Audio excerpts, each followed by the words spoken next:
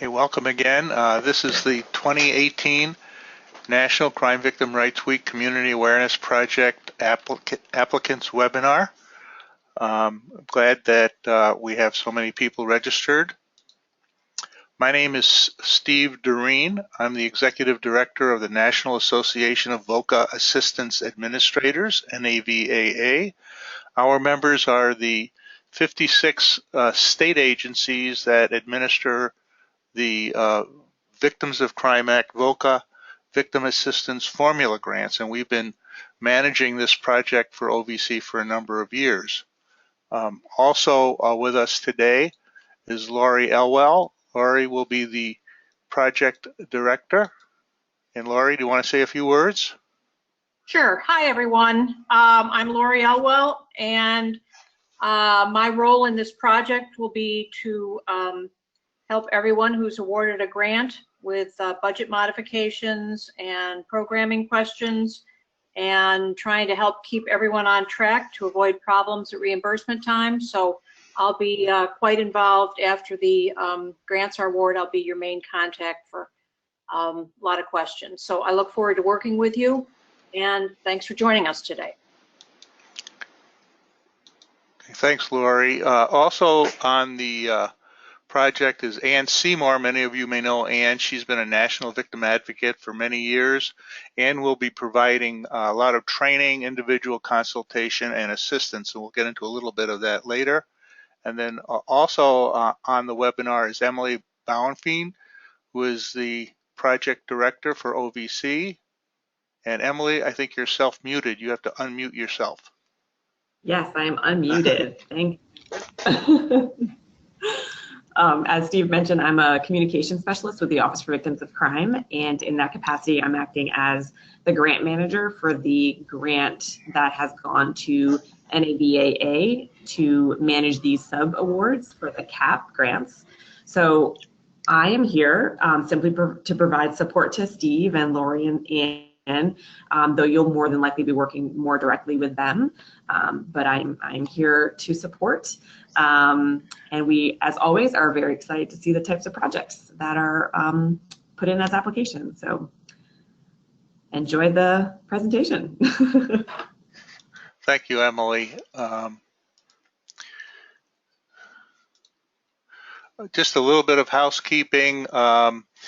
We will be taking questions as time permits. I don't expect this webinar to last more than 60 seconds, but you should be able to see a chat or questions panel on your screen. Please use the questions panel if you have questions during the presentation, and we'll try to get to them at the end. We are recording this webinar, and we will be posting it on our website. You can see the address there, and I encourage you to check in a day or so. We should have the recording posted by tomorrow sometime. If you want a recap of the information that we're presenting, there will also be a copy of the PowerPoint we're using, both as a PowerPoint and as a PDF. So you can use that as a reference to some of the information. I'll repeat it again because we usually get this question asked several times during the presentation. It will be recorded and it will be posted. Check our website for a link to the recording. Just some ground rules. This is a competitive process.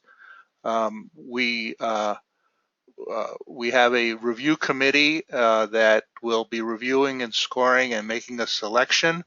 So we have to be fair to everyone.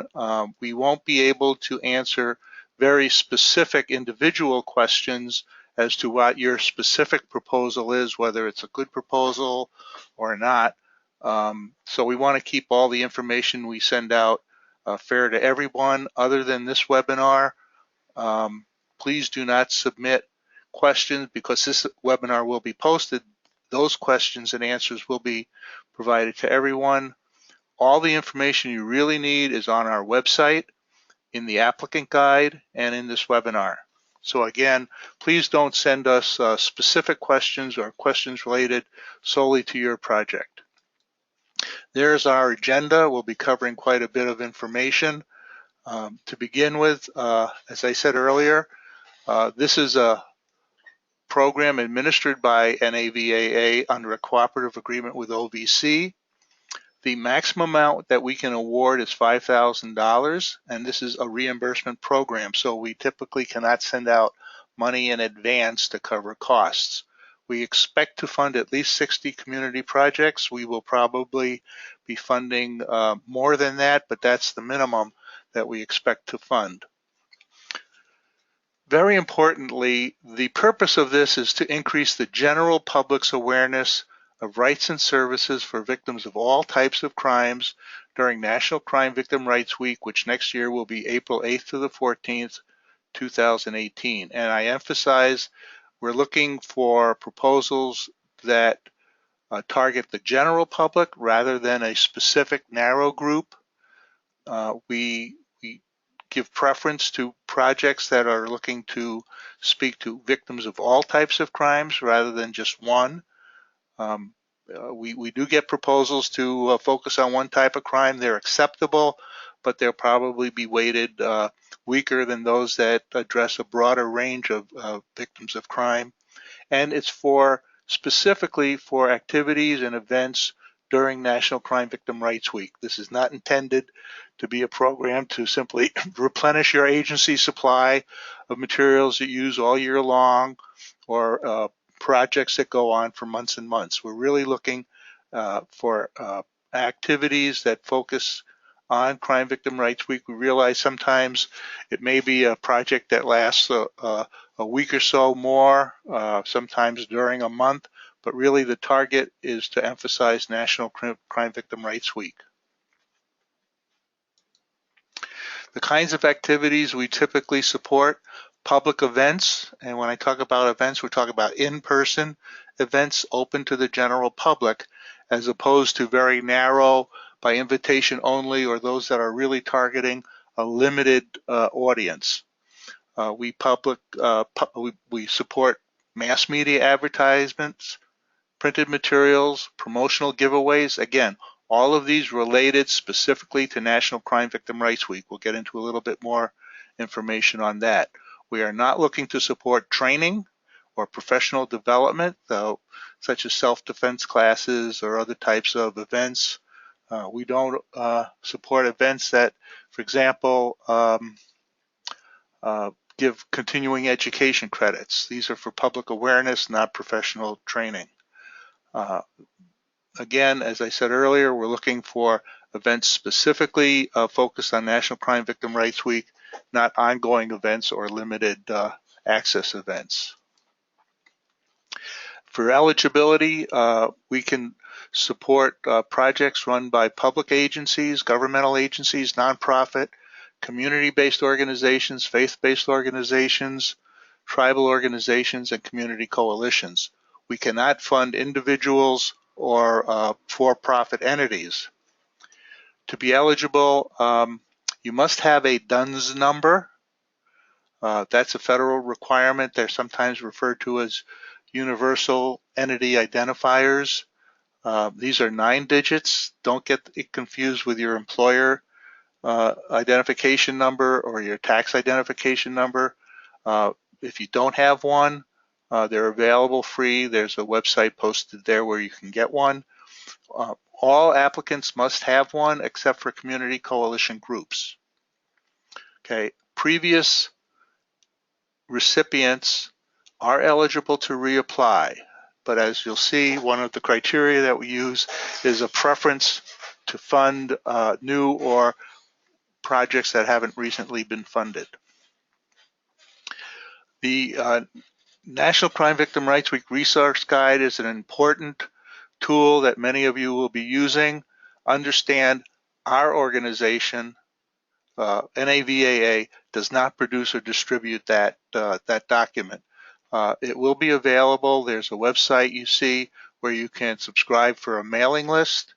You'll get a complimentary theme poster, and notice when the material is available. There'll be a digital download. Now, we do try to notify people when this becomes available, and we've worked with those who produce the resource guide to help adapt or provide technical assistance if you're using that material. The artwork in that material is probably the main source of graphic material and information that projects use for this. You can see here are the colors and the poster that will be applicable to next year's Crime Victim Rights Week. This is quite important because of our focus on Crime Victim Rights Week. We will be looking, you'll see you're going to be asked for how you're going to incorporate these colors, the logo, the theme into your project, and we will be checking this to make sure that you've carried out what you said you're going to do in terms of incorporating the NCVRW elements in your projects. A copy of this palette is available on the website here. If you look in your control panel, you should see a panel that says handouts. And one of the handouts, you can download a PDF that shows you the color schemes that we'll be using.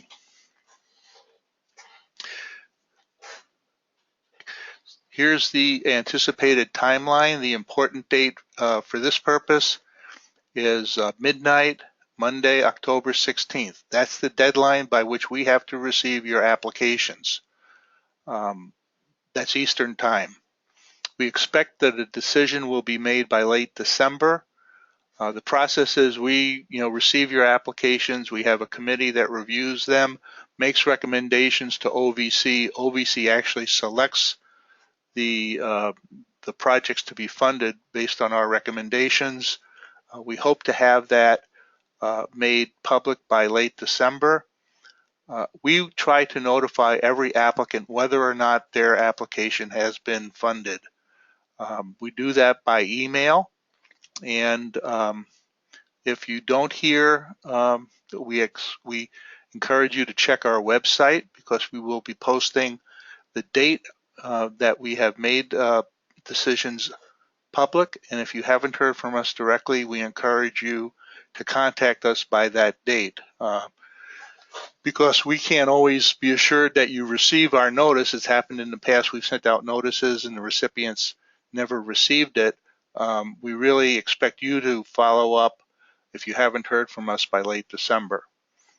For those who are funded, we will be having a webinar in January.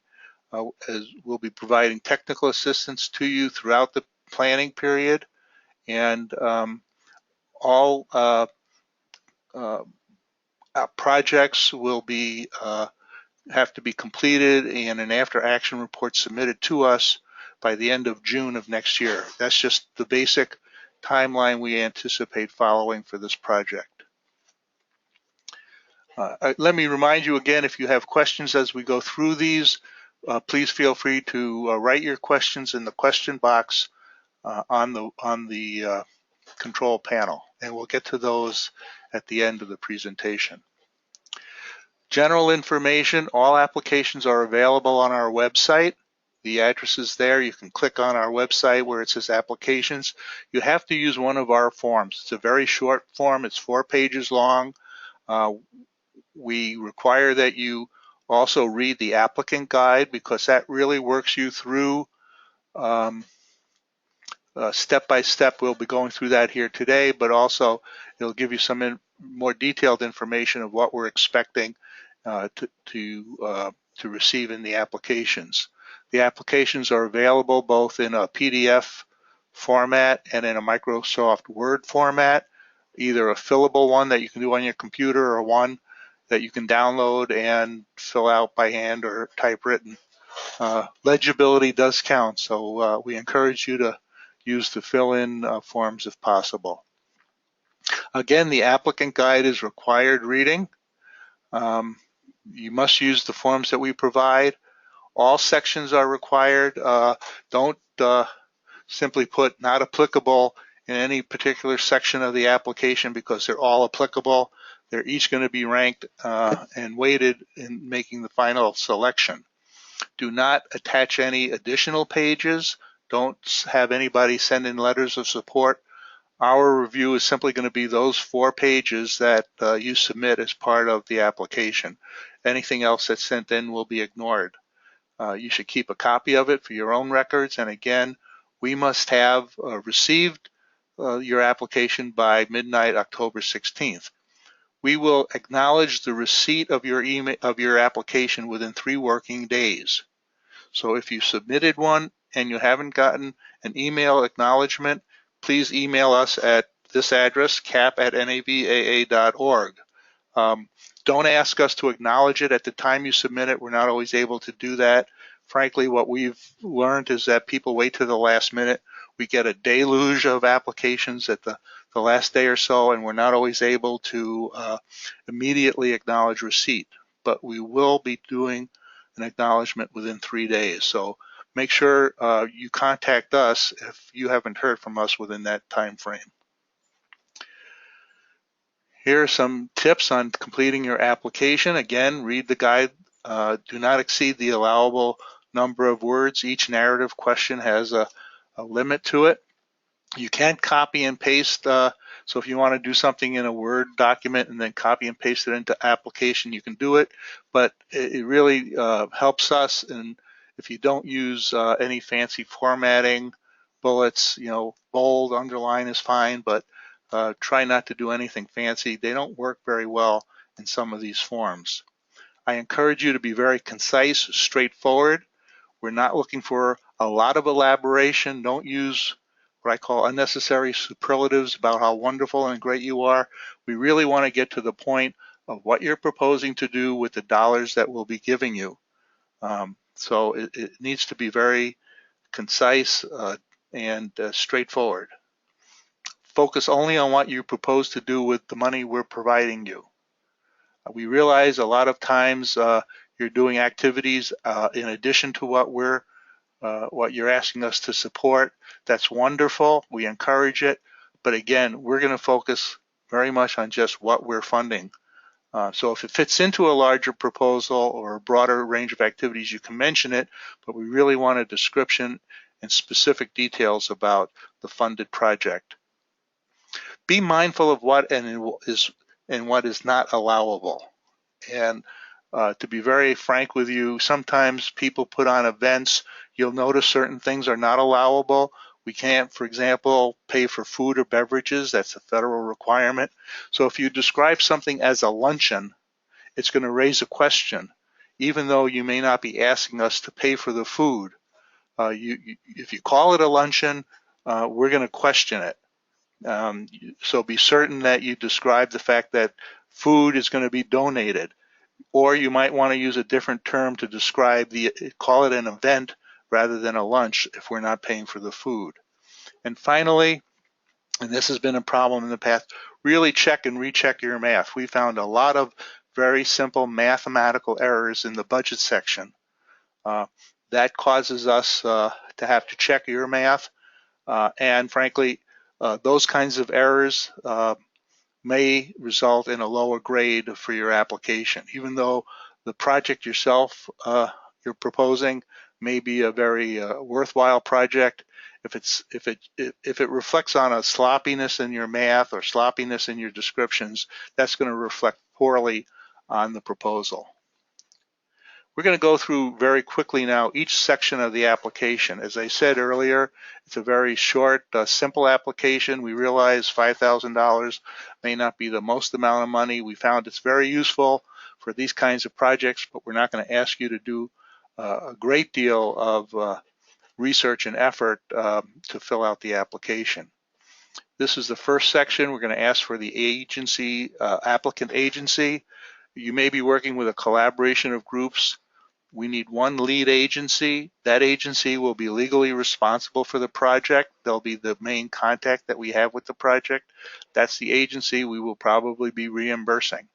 So while we encourage collaboration, we do want to have one agency identified. Don't use, for example, doing business as. If you read the applicant guide, we'll ask you to be somewhat descriptive, so don't just say victim assistance program, something that will identify your agency. Here is, you should see highlighted, The DUNS number, again, that's required. It's a federal requirement. We can't make an award to an agency that does not have a DUNS number. There's information in the guide as to how to obtain one if you don't have one. The only exception are community coalition groups. They are not required to have a DUNS. The next important feature here is the amount requested. That should be the number you'll see in a second, the budget section. These numbers should be the same. We want you to carry forward the final amount that you're requesting on this cover sheet. So these numbers should be the same. In the past, we've seen them to be different, where the sum of the budget items was not the same as the amount entered here. That causes us some problems in reviewing your grant. And finally, these are all have to be completed, except if you don't have a fax number or website, you can leave those blank, but we do require an email address. It's got to be a valid email address. We communicate almost entirely through email. So we need to have a valid email. That's who will acknowledge receipt of your application. Sometimes people have said we haven't gotten an acknowledgement, and it turns out we sent the acknowledgement to a different email address than the one asking us to acknowledge the receipt. So be sure this is the email address you want us to use to communicate with your agency, and those projects that are funded, that email address has to be kept current and accurate. Next section is pretty straightforward. Describe the type of organization. The next two questions might sound a little goofy. They're required by the federal government. Read them very, very carefully. Anybody who answers yes to those questions is going to be deemed ineligible to accept a grant. So be sure you read that question very closely. I can't answer it for you, but I can tell you to be very careful in understanding the questions. And then finally, in this part, if you or a major co-sponsor have received a previous grant from this project, please check yes and the years for which you've received the grant. We found errors in this in the past. There is a list of previous recipients posted on our website, and so just pay attention to which years, if you've received one before, that you identify which year that was. And then finally, we want a brief description of your experience in providing victim services and in advocating for victim rights and services. We'd like to know, for example, when your agency started up, what it's been doing. It's very concise again. You don't need to give us a whole history, but we want to be aware of what your agency's involvement has been in providing victim rights and services. So that's the first page. The second page is just the project description. It's the entire page, but we want you to be, again, as I said earlier, very concise. We want you to describe for each specific activity that you identify or plan on presenting what the target audience is, the geographical areas you intend to target, the specific dates when each activity will be implemented, and that's implementation. That doesn't include your planning period. But when, what specific dates you're planning to do the activity, carry out the mass media campaign or what have you. And then if it's an event in which people are going to be attending in person, say like a candlelight vigil or something like that, we want an estimated number of people that you expect to attend. Obviously, for a mass media campaign, if that's the extent of it, we're not asking you for ratings or for views or exposures for billboards, but just for in-person events, what your estimate of the attendance of each event will be. Next section is the budget. And we want you to be as detailed as possible. We realize this is a budget, it's an estimate, but to the extent that you can forecast your plans, we want you to be as specific and detailed as possible. Don't lump everything under one event. For example, don't just simply say candlelight vigil, $1,000. Break down what the costs are. How many candles are you going to buy? What the unit cost for the candles are, and what the total amount is. Okay.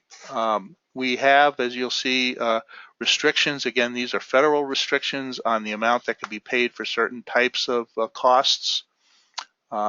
So for example, I'm showing you here one way of describing it. Let's say you're going to buy some buttons. You're going to buy 1,000 buttons at 10 cents a piece. That would be one line item. And then there's an additional charge for setup and shipping, and that is a lump sum of $20. So you can add, you can list that as a separate line item, so that the buttons themselves are 10 cents. For 1,000 of them is $100 plus $20. Alternatively, if you want, you can combine those costs and say, okay, it's the buttons plus the setup. The unit cost then becomes 12 cents a piece, and you can combine those on a single line item. But we want you to be as detailed as possible and indicate the quantity and unit cost. As I said before, we found many math errors in previous applications. That takes our time. We have to correct them, or we'll simply not be able to figure out what you're asking for, and that will weaken your application. So please be careful as to how you do this. There is space at the bottom of that page for you to describe any specific calculations.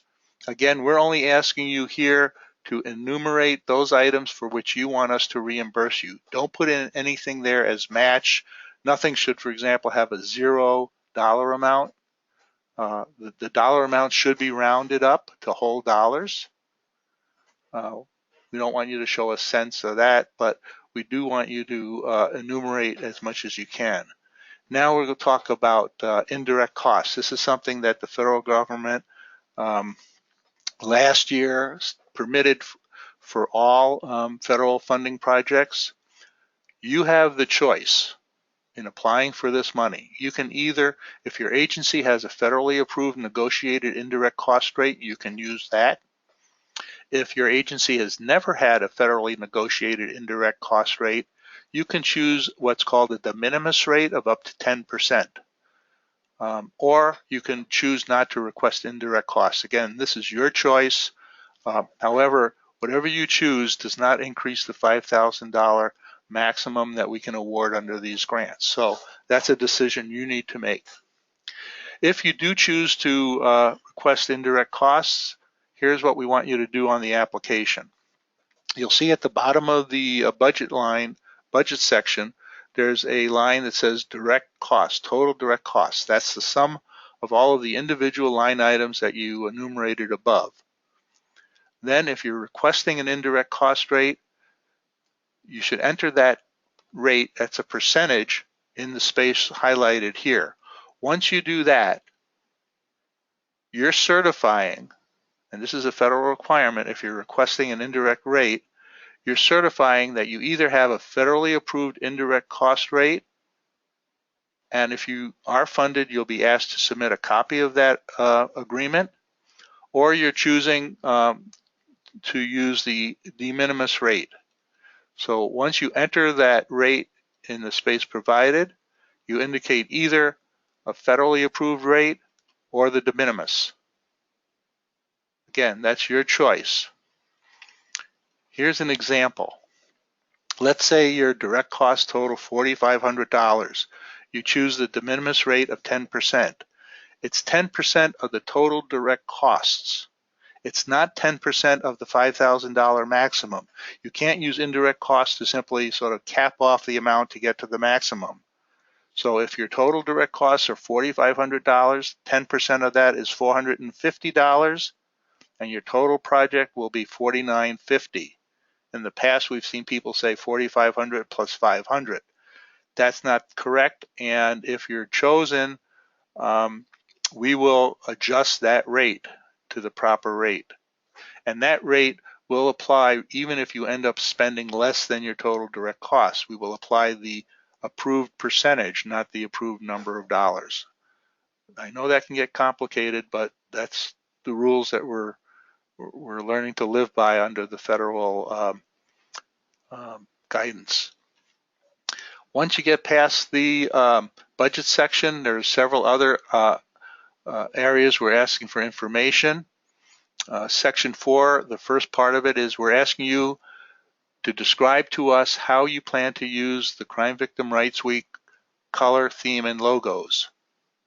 You have those now. You know what they're going to be, and we're going to be sure to check that what you say you're going to do here is actually implemented. We've had situations in the past where someone said we're going to use the logo and the colors on our materials. It turns out they didn't, in which case we were not able to reimburse them for those costs. So be very careful. Think through how you plan to use the theme, logo, and colors. Next, we're going to ask you to describe whatever collaboration you have with other partners in this project, not with your agency generally. Don't just say, well, we have a memorandum of understanding with another agency to provide services. We want to know who's going to collaborate or co-sponsor things specific to this project. And then finally, we're going to ask you to describe what involvement there are for victims or survivors in the planning and the implementation of the project. Again, it's specific to this project, not to your overall agency services. Again, we're very focused on just what this project's going to do. And then finally, we're going to ask you to have an authorized representative sign the application, fill that out. We realize if you're using the fill-in versions, there's an ability to just electronically sign the application by putting an X mark, clicking in that box, and that legally is a legal signature.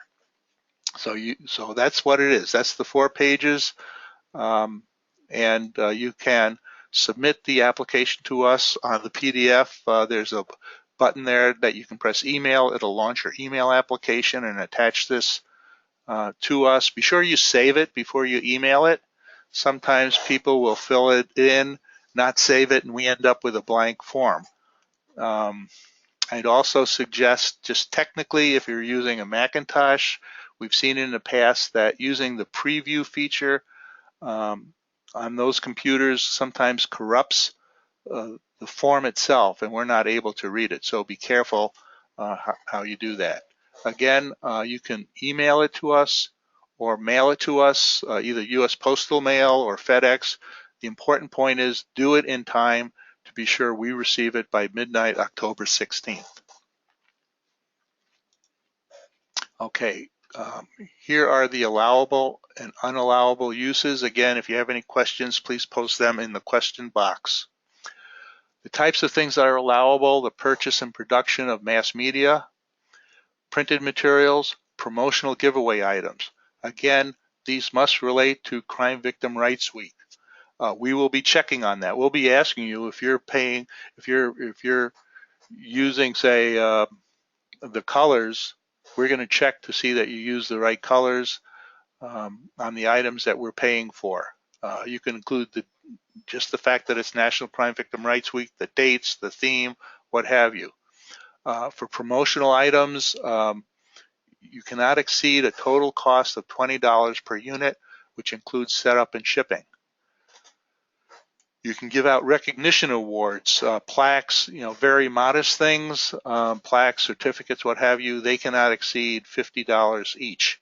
Again, these are federal restrictions on federal funding. You can ask for paying for the design costs for those items. However, we're going to look at whether the design costs that you're asking for are reasonable in light of what it is you're doing and the number that you're proposing to produce. So if you're proposing to produce, say, $100 for a brochure at, say, $1 a piece, but you want to spend $800 on designing that piece, we may consider that unreasonable. So just keep in mind that it's got to be proportionate to what it is you're doing. You can use the funds to pay for event speakers.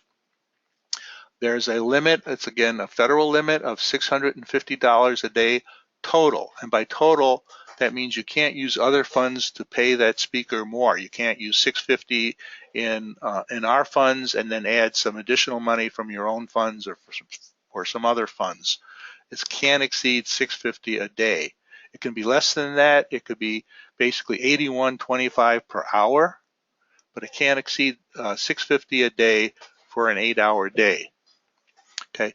In addition to the payment for the speaker fee, you can reimburse the speaker for reasonable travel expenses according to your agency's policies or the federal travel regulations. And there is a reference there to the federal travel regulations, the per diem, what you can pay for meals and expenses and lodging and stuff is all listed on the government's website. We'll pay for consumable supplies, commodities, for the rental or lease of essential equipment. We're not going to pay for you to buy equipment unless you can really prove that you cannot borrow or get it donated or leased, that purchase is more economical. So don't ask us to pay for a $500 printer so you can print up brochures. We're not going to pay for that printer. This is not an excuse to purchase equipment. Again, we're focused on the materials you need for this project. Space, if you need to rent space, federal restrictions say you can't spend more than $25 per person per day for the combined cost of space and audio video rental. So if you're going to have some kind of an event, again, a candlelight vigil, say you expect 100 people there for one day, the combined cost for renting the space and any AV equipment can't be more than $250. We do require that you have some documentation that you've checked with at least 3 facilities if you're paying for rent or for space. The documentation, we're not looking for fancy or formal bids and solicitations. You know, if you can go to your newspaper and see what comparable space is being rent for, or send out emails and asking places how much would it cost, you may be asked to document it. So we want you to check that out and retain some kind of documentation that you've at least sought some comparison costs. And again, you're allowed to request indirect costs.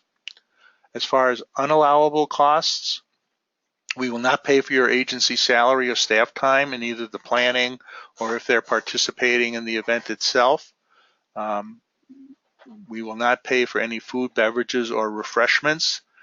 Again, if you're planning to use those, be sure it's clearly identified that food, beverages, or what have you were not paid for with federal funds. They require that there actually be a disclaimer on programs and other documents explaining that the food is not paid for with federal funds.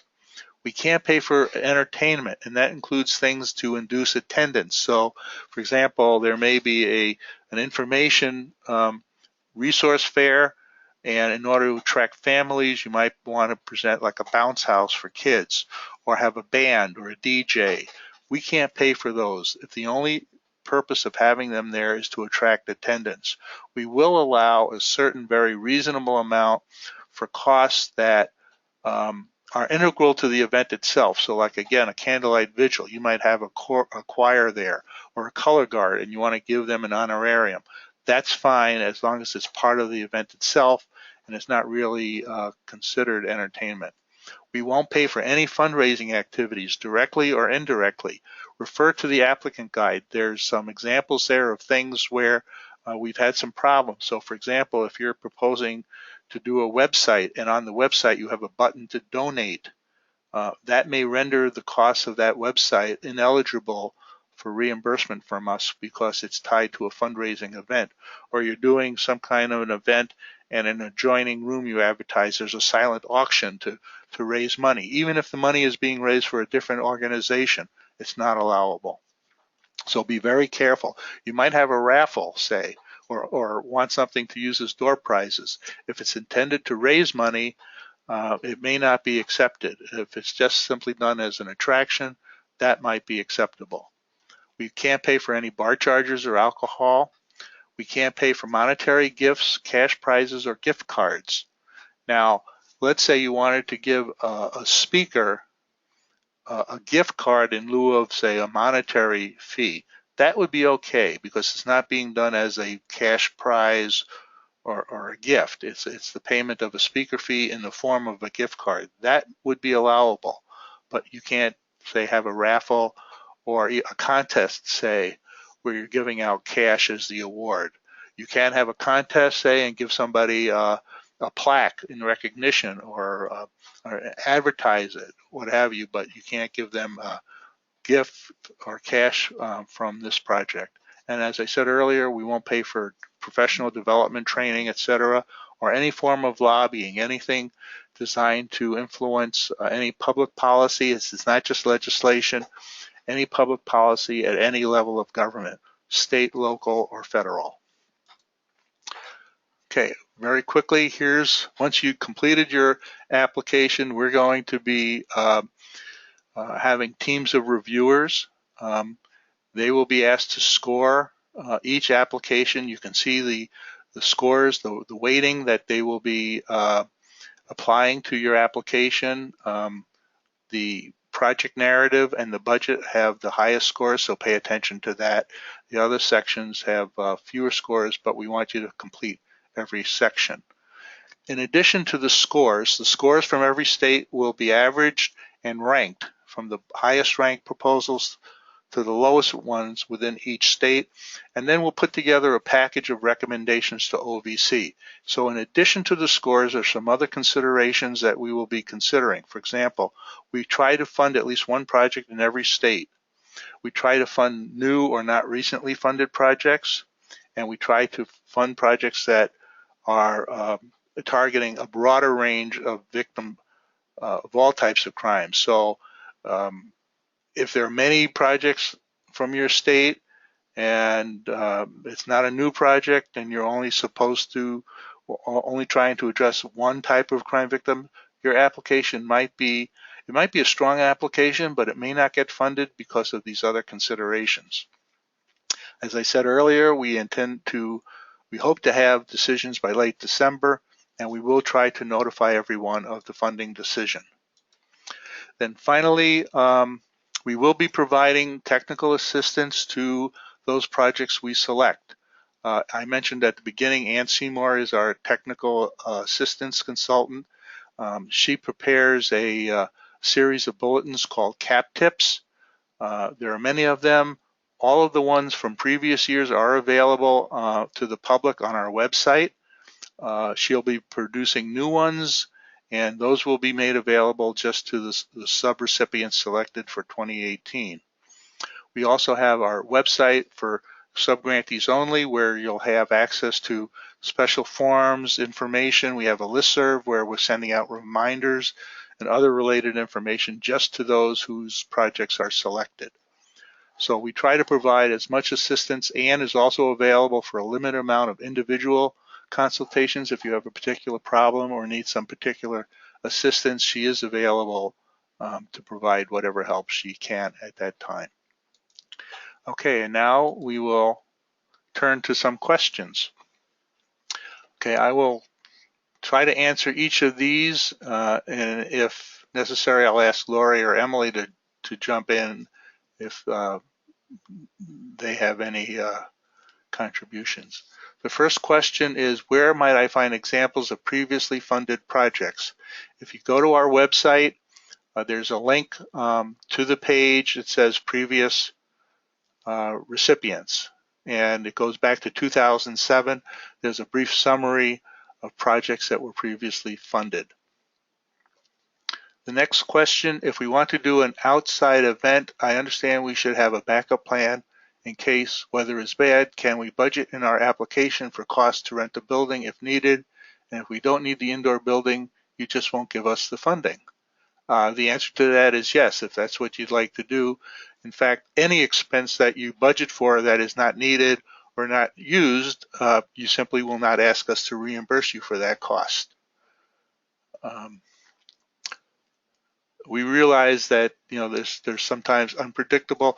In terms of bad weather, it may turn out you have a backup date for something. We understand these things happen. You'll be in touch with Lori Elwell if you need to make modifications to your proposal. I should have mentioned that we do have provision for making modifications to your budget. Within certain limits, you have discretion because these are budgets, which are mostly estimates, and so there's certain discretion. We want to be sure, however, that whatever it is you're going to spend the funding on is eligible to be reimbursed. We don't want to get in a situation where you come to us after the event and say, here, we had to do this, and it turns out that was something that we couldn't approve, and then you get stuck with that cost. So we strongly advise you to be in touch with Lori for any modifications you might have to make, and that could include a backup date or location in case of bad weather or other unforeseeable events. Next question is, what is an example of an indirect cost? That would be a whole seminar in itself, but let me answer it this way by giving you what is a direct cost. A direct cost is something that you can directly attribute to this project. An indirect cost is something that you can't allocate directly to this project. So an indirect cost might be your space or your utilities, the cost for electricity, where you can't simply say, here's an expense that is a direct result of this project. Again, this is a government-wide policy that recipients of federal funds can request indirect costs. You cannot include, without getting into too much technical detail, how much an item that would be both direct and indirect. If it's an item that's both direct and indirect, you have to choose one or the other. Unless you have a federally negotiated rate, that probably is not pertinent to your situation. If you're going to ask for a de minimis rate, that really doesn't require that same sort of analysis. Next question, are bids required for expenses other than rental space, such as advertising cost or printing? Bids are not required for that. We'd encourage you to be, as prudent as you can be in procuring such services or items. If it's something you choose to do, but it's not a formal requirement that you document bids for those other items, just for space and AV. Next question, our community agency group does not have a DUNS number or the cash flow to support the grant. Could we collaborate with another agency who has received the grant in the past? Absolutely. If you're a community group, a coalition, you're not required to have a DUNS. If you're a separate agency, you do have to have a DUNS number.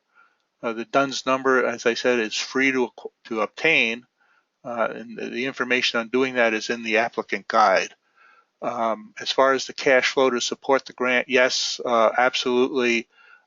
You could collaborate with another applicant. The other applicant or the other agency would be the applicant, and they're the ones that we would look to be responsible for carrying out the project. Next question, do large states get the same amount of projects as small states? There's no quota. Large states may get more projects because they may have more applications, but it's been true in the past where small states have received more projects than some larger states simply because there are more applications, more stronger applications. So we don't have a quota or a formula for doing that. Small states can get, and it has happened not infrequently, that smaller states will get more projects than some larger states. Next question, just to clarify, if we have an event and people donate items to raise money for an organization, will that keep an event from being funded at all? Or does that mean the grant just can't be used to pay for fundraising items? It can mean that the money cannot be, we will not pay for that event at all. If the event is used as a fundraiser, that could jeopardize our ability to reimburse you for the cost of that event. Again, if that event is being used in whole or in part as a fundraiser. Next question, what types of victim agencies are able to apply or be collaborating agencies? Do they have to provide direct victim services? Or are agencies that work in the area of prevention of crime acceptable? Is there a list of what types of crime victims that are served through these funds? The first part of that question is there's no restriction on the types of agencies able to apply as long as they're, they meet the eligibility requirements. The only exceptions to the types of agencies that are eligible that come to mind are, as I said, individuals or for-profit agencies. They don't have to provide direct services themselves, but we do. I think there will be a stronger rating on that portion of the application to the extent to which you demonstrate the agency is related to providing or supporting victim services.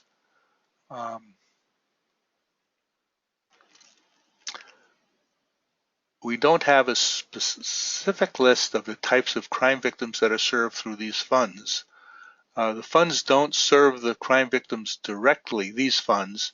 These funds are for public awareness. So a lot of times it's to raise the public awareness of crime victim rights, services, outreach to help victims connect with services.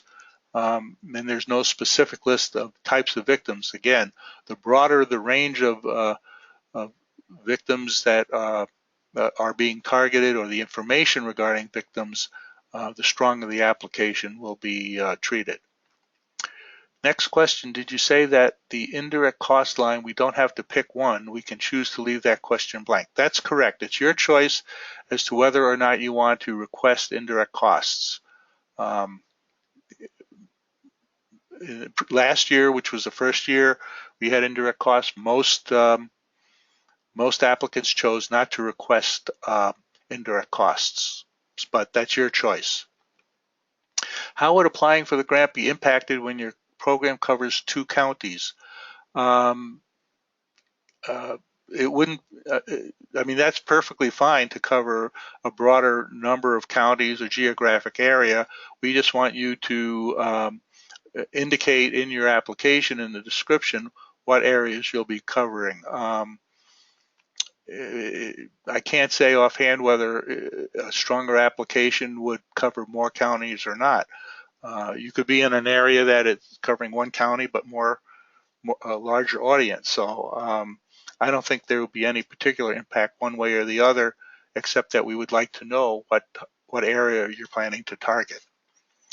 Next question, can we include staff salaries in the budget? The answer is no.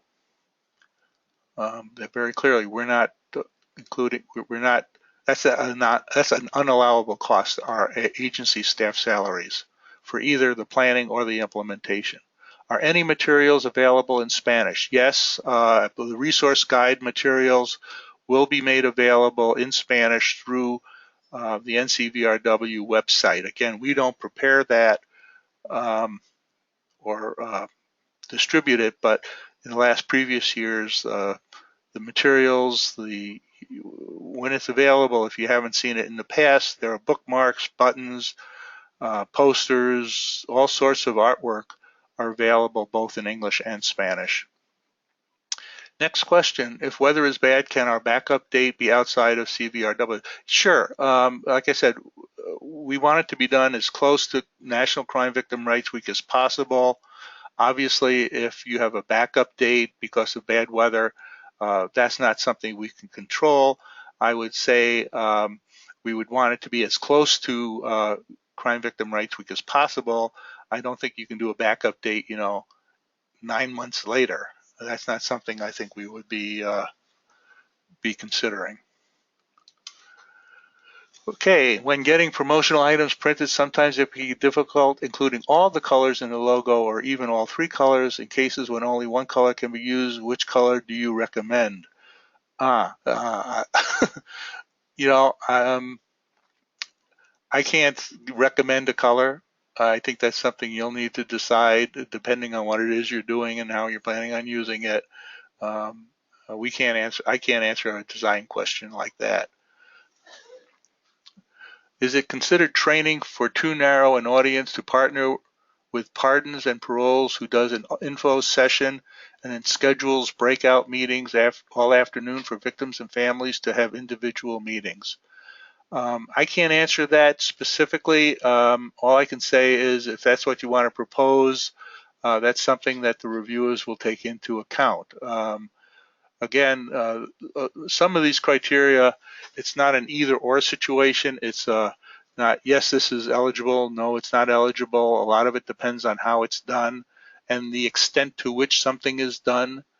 So like when I say it'll be evaluated based on the extent to which you're targeting victims of all types of crimes, the more the better.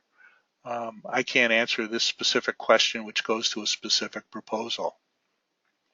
Next question, where do you get the DUNS number needed for your company? I believe it was on page 2 or 3 of your presentation. Check the applicant guide. There's a website and a phone number.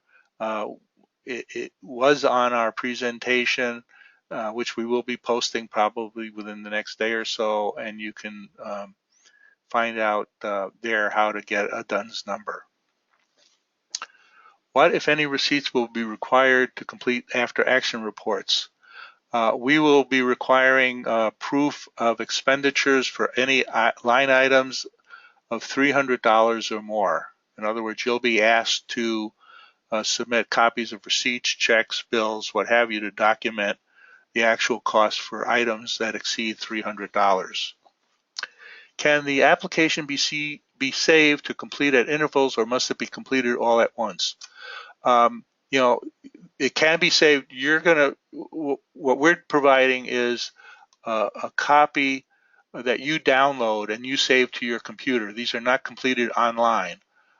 So you need to download the copy from our website, you save it to your computer, and then you can fill it in, save it, and fill it in as you see fit. And then when it's completed, then you send it to us either by email or by mail. Just to be clear, we can buy gift cards for payment to the MC and speakers at a vigil and award ceremony. Yeah, if the gift card is in lieu of cash for the payment of an allowable expense, that would be fine. You can't use what you can't do is use it as a prize in lieu of cash for a prize or an award.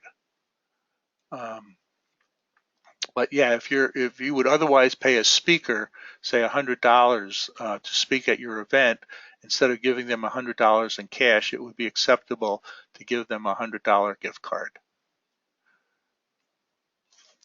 I believe this is the last question. Would this grant include awareness for victims of drug overdose / the family members left grieving? Again, that's a very specific question. I can't answer that. If you're interested in applying for that, that's something that our review committee would have to take into consideration. And I can't speak for them. We'd have to see the overall proposal and how this relates to services and rights for victims of crime. We have a few more that just came in. On promotional items, do we have to use all 3 colors? No, the application asks you to tell us what you intend to do. And we do expect you to incorporate the colors, but again, a lot of it is so specific. Let's say you're ordering pens and you're not going to have a tricolor pen. You may only use one of the colors. You may have one color and have it imprinted with the National Crime Victim Rights Week and the dates. There's no hard and fast requirement that you use all 3 colors.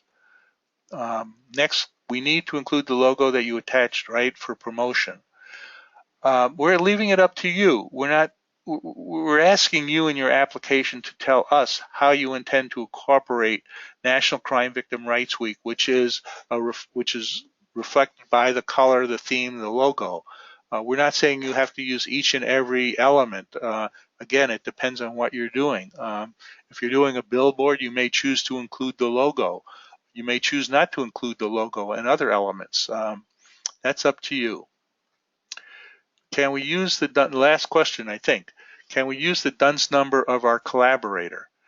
The DUNS number has to be for the applicant and not a collaborator because we need to use the DUNS number, frankly, to confirm that your agency is eligible to receive federal funds, federal assistance. And so that's the universal number that the federal government uses to maintain a database of agencies that are eligible to receive federal funding. So the answer to that is no, you have to use the DUNS number of the applicant agency. And with that, that's the last question here, and we are just over about an hour. And so with that, remind you this webinar has been recorded. We will be posting it. And if you want to download a copy of the PowerPoint and the PDF or see a recording, they should be available within the next day. Please check our website. I hope this has been helpful to you. Let me also just briefly mention that on the panel for this webinar, there are some handouts. I mentioned earlier the color, the theme palette. There's also a copy of the applicant guide, as well as a sample application form here.